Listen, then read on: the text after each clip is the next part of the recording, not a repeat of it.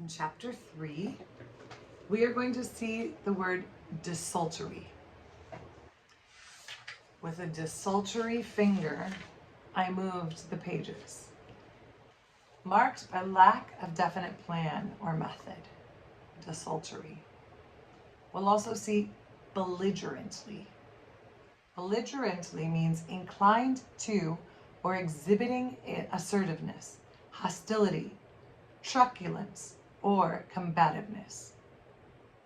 So we'll see it in the sentence. Got roaring, shouting, belligerently drunk. We'll also read about the Franciscan sisters. These were members of a variety of Roman Catholic orders that take their inspiration from Saint Francis of Assisi. Originally, Saint Francis organized the order of friars minor to reform the church around the spirit of poverty in 1212.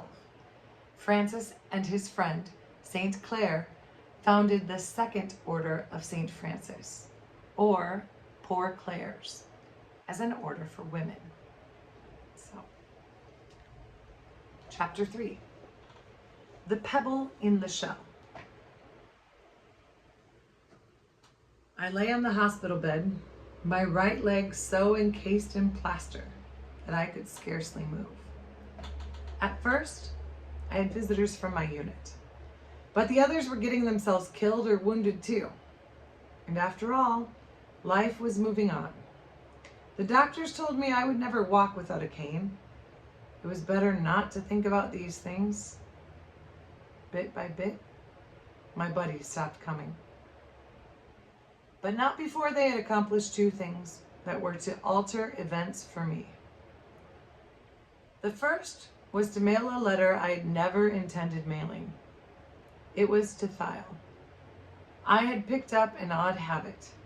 Whenever I came back from a late night on the town or a battle that left me feeling especially dirty, I would write to Thiel.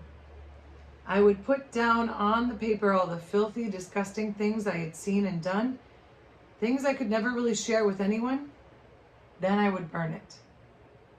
Just before I went into my last battle, I had started such a letter to Thiel and had left it unfinished in my barracks bag. Well, after I was hit, a helpful buddy went through my bag for personal items before turning it in. And being a resourceful kind of fellow, he looked up Thiel's name in my address book and mailed it. You could see he thought he'd done something extra nice.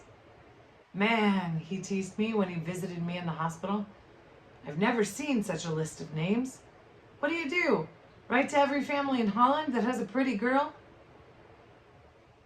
Took me an hour and a half to find the name that went with Thiel.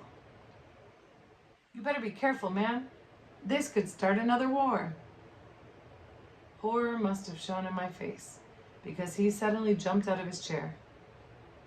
Gee, Andy, I didn't realize it hurt so bad, and here I am making lousy jokes.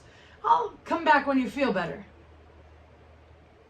For days I tried to remember what I had written in that wretched letter. As near as I could recall it, it began.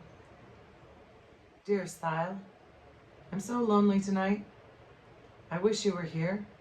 I wish that I could look right into your eyes as I say all these things and know that you still liked me, or at least didn't condemn me. You wrote me once that I should pray. Well, I haven't. Instead, I curse. I know words I never even heard in Holland. I tell filthy jokes. The worse I feel, the harder I can get the guys laughing. I'm not the person you think I am. This war used to bother me, but it doesn't anymore. When I see dead people, I shrug. People we've killed. Not just soldiers, but ordinary working men and women and children. I have no desire for God, but I don't want to pray. Instead of going to church, I go to the pub and drink until I don't give a hoot. There was more, much more, and much worse. I lay in agony in that hospital ward, trying to remember just what in my drunken fog I had written. Well, there was one friend I could say goodbye to. The trouble was, Thiel wasn't just one friend. She was the best friend I'd ever had.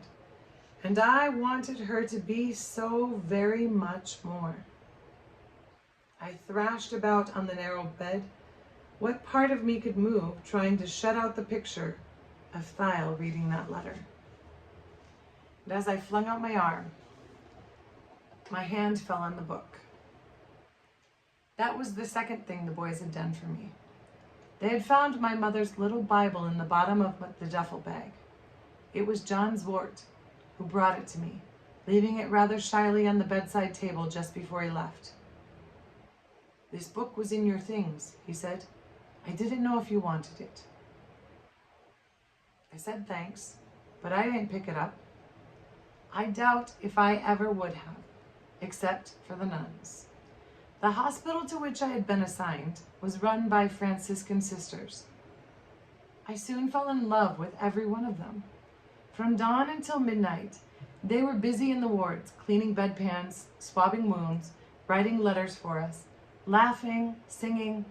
I never once heard them complain. One day I asked the nun who came to bathe me how it was that she and the other sisters were always so cheerful. "Why, Andrew, you ought to know the answer to that. A good Dutch boy like you, it's the love of Christ." When she said it, her eyes sparkled, and I knew without question that for her this was the whole answer. But she could have talked all afternoon and said no more. "But you're teasing me, aren't you?" she said, tapping the well-worn little Bible where it lay still on the bedside table. "You've got the answer right here." So now when my restless hand struck against it, I picked it up. In the 2.5 years since my mother had given it to me, I'd never once opened it. But I thought about the sisters, their joy, their tranquility. You've got the answer right there.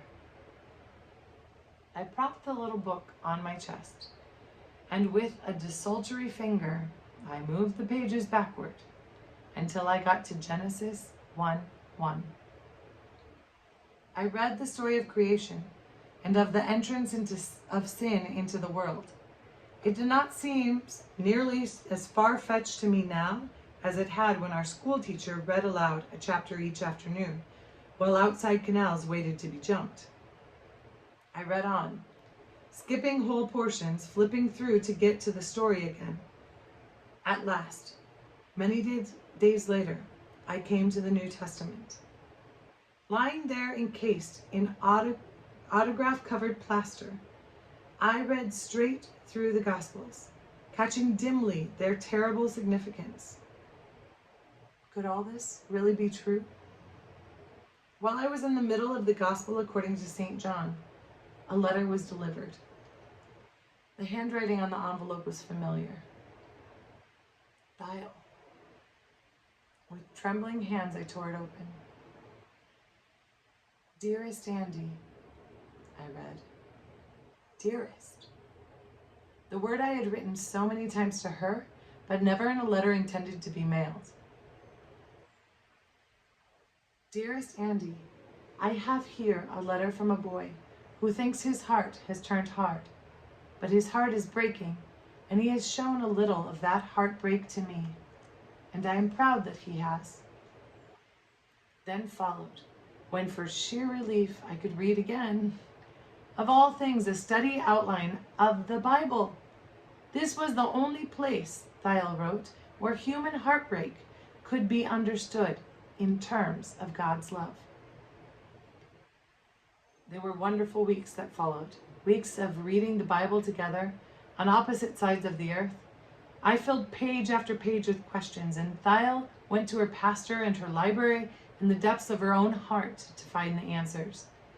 But as the months passed in the hospital, as my cast came off, bit by bit, and I saw the ugly, shrunken leg and remembered the joys of running that would never be mine again, I found myself holding on to a hard core of resentment, which was just the opposite of the joy Thiel and my Franciscan nuns were talking about.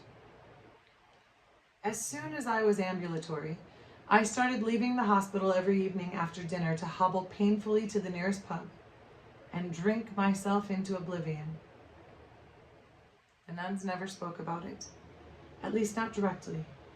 But on the day before I was to be shipped home, my favorite nun, Sister Patrice, pulled a chair up to my bed. "Andy, I have a story to tell you. Do you know how natives catch monkeys out in the forest?" My face lit up at the thought of a monkey story. "No, tell me." "Well, you see, the natives know that a monkey will never let go of something he wants, even if it means losing his freedom. So here's what they do. They take a coconut and make a hole in one end, just big enough for a monkey's paw to slip through. Then they drop a pebble into the hole and wait in the bushes with a net. Sooner or later, a curious old fellow will come along. He'll pick up that coconut shell and rattle it. He'll peer inside, and then at last he'll slip his paw into the hole and feel around until he gets hold of that pebble. But when he tries to bring it out, he finds that he cannot get the paw through the hole without letting go. And Andy, that monkey will never let go of what he thinks is a prize. It's the easiest thing in the world to catch a fellow who acts like that." Sister Patrice got up and put the chair back by the table. She paused for a moment and looked me straight in the eye. "Are you holding on to something, Andrew? Something that's keeping you from your freedom?" And then she was gone. I knew perfectly well what she meant. I also knew her sermon wasn't for me. The next day was going to be a great one on 2 counts. It was my 21st birthday, and it was the day the hospital ship sailed for home. To celebrate, I called together all survivors who could still walk or limp of the company I had come to Indonesia with 3 years earlier. There were 8 of us. We had a grand time. We got roaring, shouting, belligerently drunk.